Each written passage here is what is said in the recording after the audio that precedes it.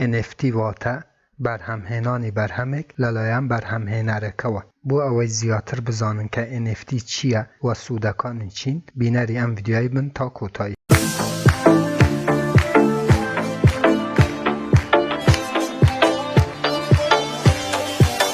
بەناوی خوا سڵاو هاوڕان، هیوامدار شوێنێ بن ساخ و سەلامەت و تەندروست بن ئینشەڵڵا. بەڕێزان دیسانەوە منی هاتمەعین لە خزمەت ئێوە بۆ پێشکەشکردنی ڤیدیۆیەکی تر لە زنجیرە ڤیدیۆکانی بەدەستهێنانی پارە لە ئینتەرنێت، لە پێیجی فێسبووکی بەدەستهێنانی پارە لە ئینتەرنێت، هەروەها لە چەنێلی یوتیوبی بەدەستهێنانی پارە لە ئینتەرنێت. بۆ بەڕێزانێکە یەکەم جارە و چەنێلەیە بینن، لێرە چەنێلی بەدەستهێنانی پارە لە ئینتەرنێتە کە من هاتمەعین هەفتانە 4 ڤیدیۆ لە ڕێگە و چەنێلەوە بڵاوەکەمەوە کە ئێوە بێ بەرامبەر دراوە ئەلکترۆنیەکان و هەروەها دۆلاری ئەمریکی بەدەست بهێنن. بۆ ئەوەی ئێوە هیچێک لە ڤیدیۆکانی داهاتوو لە دەست نەدەن کە من بڵاویانەکەمەوە، چەنێلەکە سابسکرایب بکەن، زەنگولەی تەنشش چالاک بکەن بۆ ئەوەی هەر کاتێک کە من ڤیدیۆ یەک ئاپلۆدەکەم یاخود بڵاوەکەمەوە یوتیوب لە ڕێی نۆتیفیکیشنەوە ئێوە ئاگادار بکاتەوە و یەکەم کەس بن کە بێن ڤیدیۆکەم ببینن. بەڕێزان ماوەیەکە کە لە سوشیال میدیا زۆربەتان وشەی NFT 20 تانە و بۆ ئێوە سەیر نەبێت کە من بیلێم هەنگ کەسانی کە لە ڕێی NFTەوە لە ماوەی 1 مانگ یاخود کەمتر بووم بە خاوەنی 60 ملیۆن دلار. بەڵێ 60 ملیۆن دلار. هەروەکو لە بیدایەتی ڤیدیۆکەم بۆ ئێوە باس کرد کە NFT واتە شتێک بێت یاخود بەرهەمێک بێت کە لەلایەن بەرهەمهێنەرەکەوە دروست کرابێت. ئەم شتە دەکرێت لە بواری وێنەکێشان،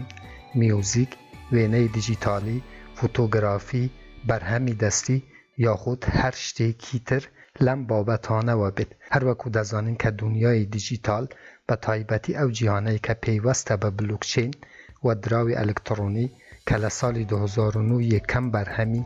دراوی ئەلکترۆنی لەلایەن ساتوشی ناکاماتۆ کە داهینەری بیتکۆین بوو هاتە بەرهەم و کەمتر لە 1 سنت نرخی بۆ دانا. ئەمڕۆ کە ساڵی 2022 نرخی 1 بیتکۆین نزیکەی 5 دەفتەر دلارە و بۆ زانیاری ئێوەش ناسنامەی ساتوشی ناکاماتۆ تا ئەمڕۆش بزرە و کەس نازانێت کە بیتکۆین لەلایەن چەند کەسەوە دروستکرا یاخود لەلایەن ئەم کەسەوە. ویستم بزانن کە بۆچی بیتکۆین نرخەکەی هەندە بەرز بووە. هەر شتێک کە مرۆڤ واتە زۆربەی مرۆڤ خواستی لەسەر بێت ناخواستانە نرخەکەی بەرز دەبێتەوە، واتە ئەو شتەی مەرغوبە کە خەڵک لێی ڕازی بێت. جا هاوڕان NFTش بەشێکە لە توکەن یاخود دراو، واتە کاتێک کە بەرهەمێکت هەیە بۆ نمونە وێنەیەکت کێشاوە و دەتوێت ئەم وێنەیە بفرۆشیت لە ڕێی ئینتەرنێتەوە یاخود دیجیتال، دەبێت یەکەم جار وێنەکەت لە ناو بلوکچین تعریف بکەیت، واتە لە ڕێگەی بلوکچینەوە تۆ دەتوانیت کۆنتراکت ئەدرس بۆ ئەو بەرهەمەکە هەیتت دابنیت و چەندین پلەتفۆرم هەن کە دەتوانن ئەم وێنە یاخود هەر بەرهەمێکی تر کە تایبەتە بە خۆت لە ڕێگەی بلوکچینەوە ئەم بەرهەمە نرخی بۆ دابنی و بیفرۆشیت کە هەروەکو ئاماژەم پێکرد لە ڕێی ئینتەرنێتەوە بە بلوکچین ئەم کارە دەکرێت و ئەگەر بەرهەمەکە لەلایەن کڕیارەوە بەرهەمێکی جوان سەرنجڕاکێش بێت دەتوانرێت بە چەندین ملیۆن دلار بەرهەمەکەت بکڕن. ئەو کڕیارانەش بۆ ئەوەی بەرهەمەکەت دەکڕن کە دواتر خۆیان بە نرخێکی گرانتر بفرۆشن. واتە ئازیزان بەڕێزان ئەو کەسانەی کە ڤیدیۆی ئەبینن موژدە لە ئێوە ئەگەر ئێوە وێنەکێش بن یاخود بەرهەمی دەستیتان هەبێ یاخود لە بواری دیجیتال و فۆتۆشۆپ و گرافیک هەر شتێک بێ ئازیزان، هەر شتێک بێت کە تۆ تایبەت بیت بە خۆت تۆ ئەتوانی ئەم شتەی بکەیت بە NFT توکەنی NFT و لە هەمان کاتدا بە لە ناو پلەتفۆرمەکانی کە زۆرن پلەتفۆرمەکان ئازیزان ئەتوانن بچن وێنەکەتان یاخود ئەو شتێک کە تایبەتە بە خۆت دابنی و بە چەندین هزار دلار یاخود چەندین ملیۆن دلار کڕیار بدۆزیتەوە و بەرهەمەکەت بفرۆشی. بەڵێ ئازیزان هەروەکو گوتم شتێک بێ کە تایبەت بە خۆت بێ، نابێت تۆ بچیت لە ئینتەرنێت یاخود وێنەیەک شتێک هەلگریت و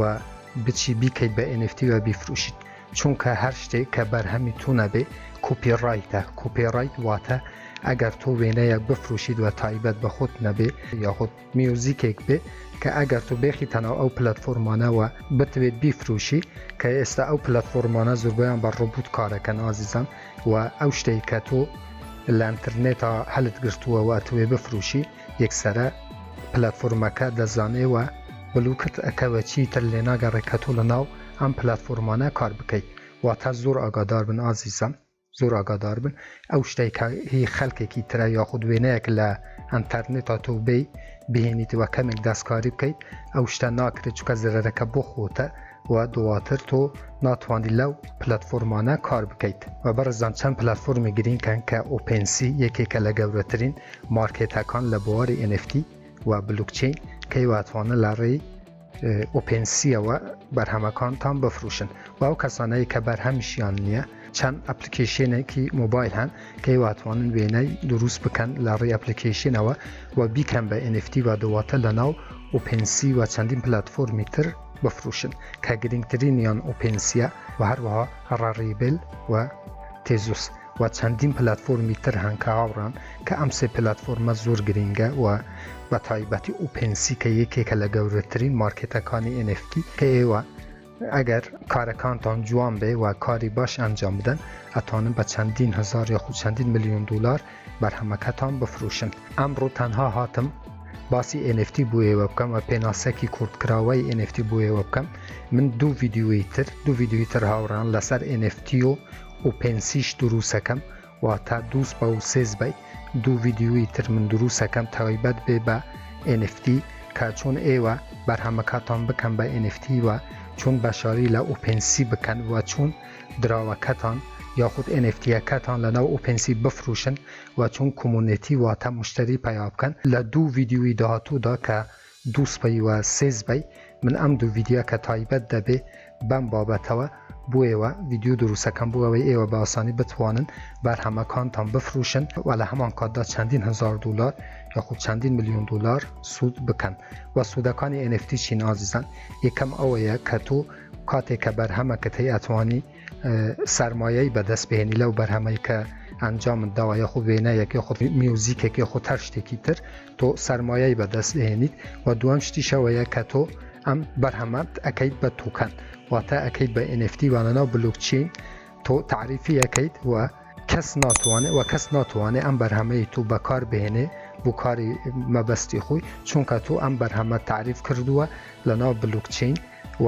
لە هەمان کاتدا کە ئەفروشی خاوەنی یەکەم بەخۆتی و هەرچەند کە ئەم بەرهەمە بفروشتێ و زیاتر گرانتر بفروشتێ سەتادە سوودەکەش بۆ تۆ دێتەوە واتە ئەگەر کەسی دوام و سێم چارەم ئەو بەرهەمەت بکڕێ دیسانەوە بە چەند میلیۆن دلار خو چەند هزار دلار بفروشێ